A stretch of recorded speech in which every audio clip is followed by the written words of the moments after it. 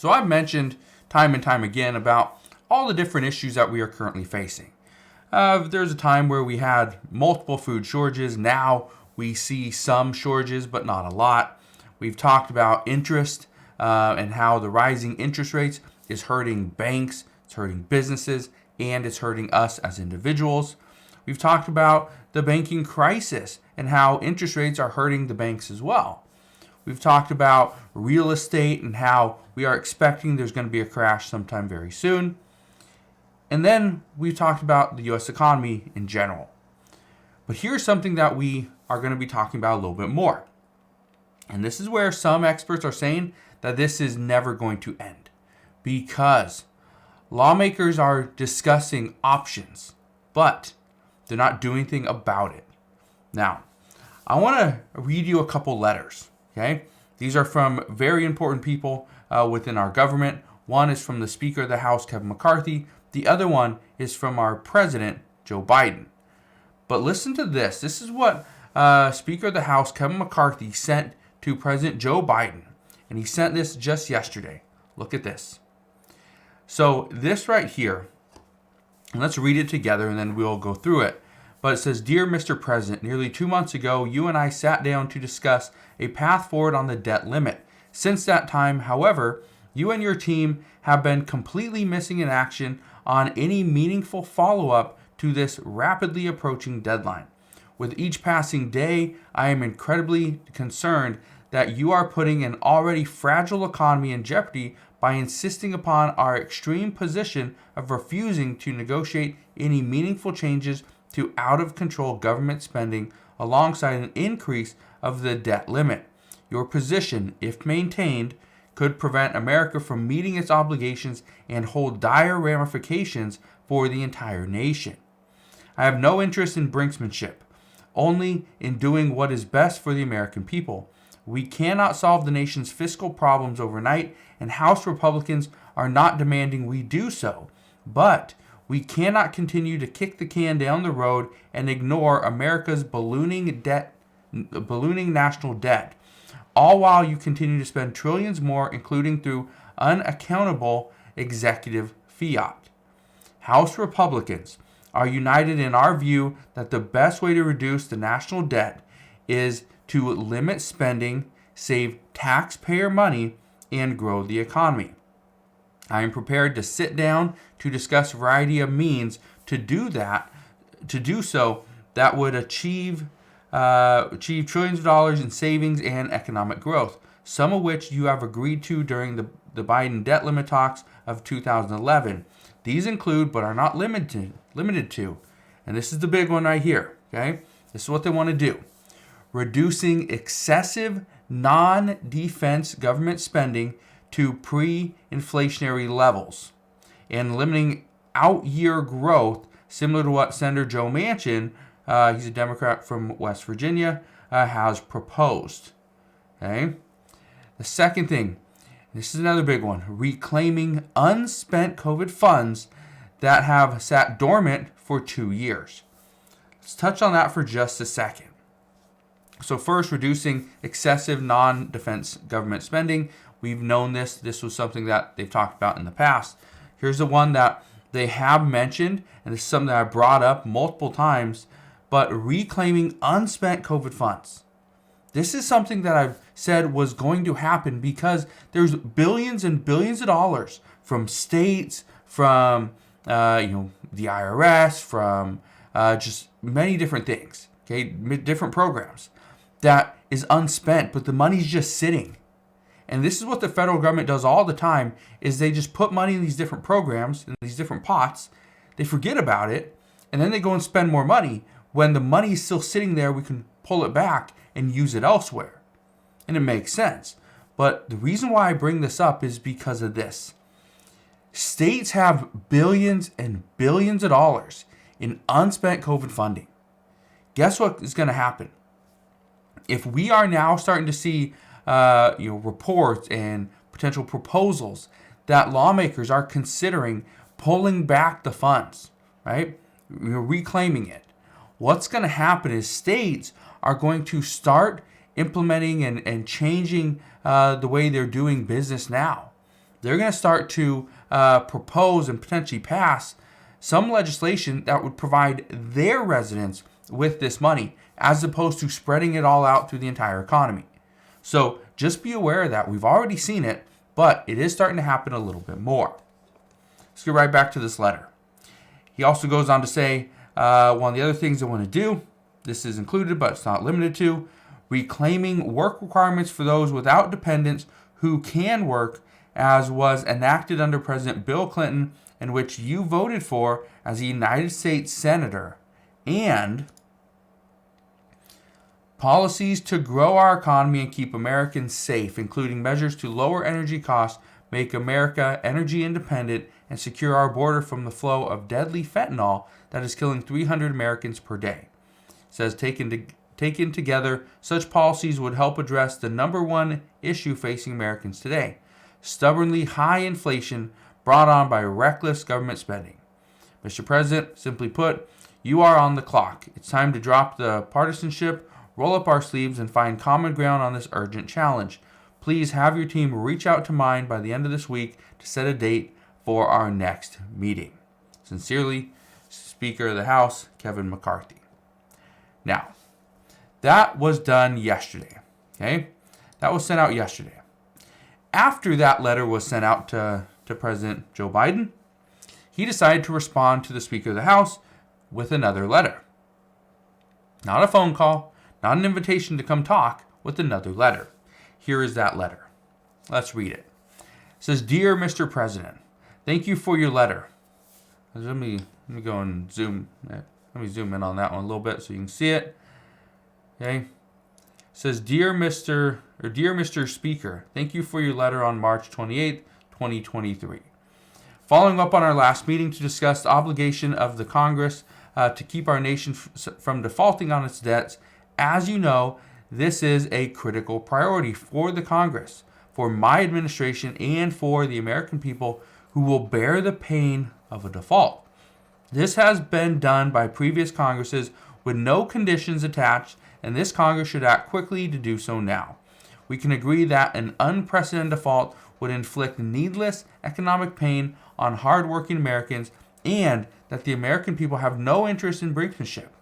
That is why House Democrats joined with House Republicans and voted to avoid default through the Trump administration without conditions, despite disagreements about budget priorities. That same standard should apply today.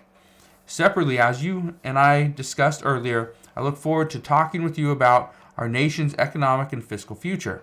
But for that conversation to be productive, we should both tell the American people what we are for.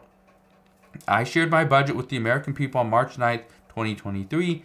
As you know, the Invest in America budget proposal I sent to the Congress builds on the record deficit reduction achieved on my watch. In fact, I put forward specific proposals for how to cut deficits by nearly $3 trillion over 10 years by having big corporations and the super wealthy pay their fair share.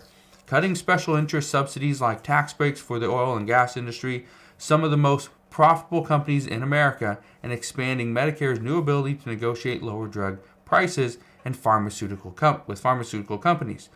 My proposals enable us to lower costs for families and invest in our economic growth, all while reducing the deficit. Unfortunately, the tax proposals from the House Republicans Conference would exacerbate the debt problem I inherited by adding over $3 trillion in new tax spending skewed to the same constituencies who should be paying more. Like multinational corporations and their richest taxpayers, that is one reason why seeing your full set of proposals would be useful before we meet, so we can understand the full combined impact of the deficit, the economy, and the American families. Now, he does go on to say right here, my hope is that House Republicans can represent the American public with your budget plan before Congress leaves for Easter recess, so that we can have an in-depth conversation when you return. As I repeatedly said, the conversation must be separate from prompt action on the Congress's basic obligation to pay the nation's bills and avoid economic catastrophe. I look forward to your response to eliminating the specter of default and to your budget. Sincerely, President Joe Biden. Now, one of the things Biden just said is his hope is that the House Republicans will provide a budget plan before Congress leaves for Easter recess. They leave tomorrow.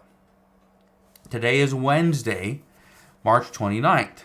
They leave on Thursday, March 30th. So he gave him 2 days. Now, actually, he didn't just give him 2 days. From this letter, he gives him 2 days. But President Biden did say, and even House Republicans, even Speaker Kevin McCarthy did say they would have a budget. They'd have their plan in the hands of Democrats sometime this month in March. That is a little bit of a problem because we got a couple days. We have 2 days left. We're not going to get a budget this month. And even a few House Republicans said last week that we're not going to get anything done until probably the end of April. So here's the hard part. Right now you have Speaker of the House Kevin McCarthy. Okay, you also have President Joe Biden. You have them going back and forth, not over a phone call, not over a text message, not over a meeting. They're going back and forth over letters like this. Okay? This is concerning. And the reason why this is so concerning is simply because we're almost in April. Okay? So we're going to have April, we'll have May, we'll have June. Those 3 months. If you remember from this, the letter, okay? I think it was Kevin McCarthy that said right here, said nearly 2 months ago, you and I sat down to discuss a path forward on the debt limit. Since that time, however, you and your team have been completely missing in action on any meaningful follow-up to this rapidly approaching deadline. Keywords, rapidly approaching deadline. What happens if we default? We won't be able to pay our bills. Certain programs would pretty much go under. They couldn't be funded. Okay?